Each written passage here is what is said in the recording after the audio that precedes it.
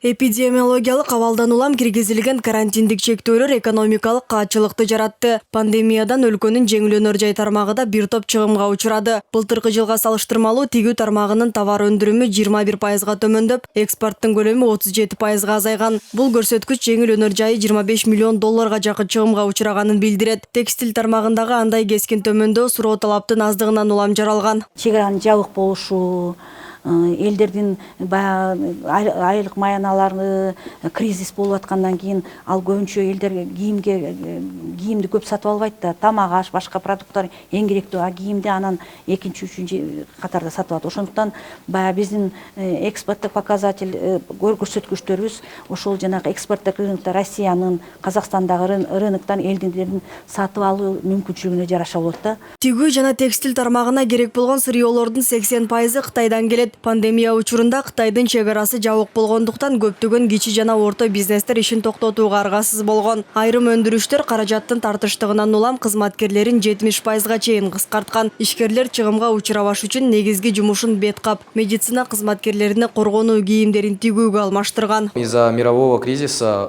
дүйнөлүк кризистен улам рынокто кескин төмөндөй болгондуктан биздин өндүрүмдөр да азаюуда. Биз жумуш орундарын жоготтук. Алар бош турат. Экспорттун көлөмү төмөндөп, товар өндүрүү да басаңдады. Пандемия учурунда бизди баарына да товарды экспорттоо ойлондурду. Кызматкерлерди алып келип, кайра алып кетип турдук. Саналуу гана адам иштеп жаттык. Ага чейин биз аялдардын кийимин тигип келгенбиз. Бирок карантинде аны токтотуп, дарыгерлерге коргонуу каражаттарын тигүүгө туура келди. Коронавирустан улам жаралган кырдаалга жана илдеттин экинчи толкунуна даярдануу үчүн текстиль тармагында алектенгендер учурда медициналык коргоо каражаттарын тигүүдө. Бирок ага ата мекендик рынокто суроо талап менен колдоо аз. Тендер уюштурулганы менен аны жергиликтүү ишкерлер ута албайт. Лихпром ассоциациясынын президенти Сапарбек Асановдун айтымында, товарлар чет жактан алып келинет. Мындан улам ишкерлер кайрадан чыгымга учурап калуудан кооптонууда. Биздин мамлекеттик органдар бизден чыгарган продукцияны сатып алыш керек да.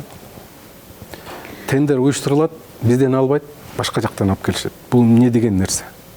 Биринчи ата мекендик өндүрүштөрдү өзүбүз колдошубуз керек. Анан сырткы баягы мамлекеттер менен сүйлөшүп, ушул бизден муктаждыкты толтуруп бүткөндөн кийин ашыкчасын биздин потенциалыбызды колдонуп, көбүрөөк ишканалар ушул багытка бөлүп, анан Казакстан болобу, Орто Азия мамлекет болобу, керек болсо Европага чейин экспорт кылып, биздин тармакты бүгүнкү күндө жандандырсак болот да. Жеңилөнөр жайы калкты жогорку деңгээлде иш менен камсыздап, өлкөнүн экономикасын өнүктүрүүдө маанилүү роль ойнойт. Ошол себептен пандемиядан кийин чакан ишкердикти колдоо максатында мамлекет тарабынан 2 миллиард сомдун тегерегиндеги акча бөлүнгөн. Бирок серепчилер ал каражат ишкердикти калыбына келтирүүгө аз экенин айтат. Учурда жеңилөнөр жай тармагында болжол менен 100-150 миңге жакын адам эмгектенет.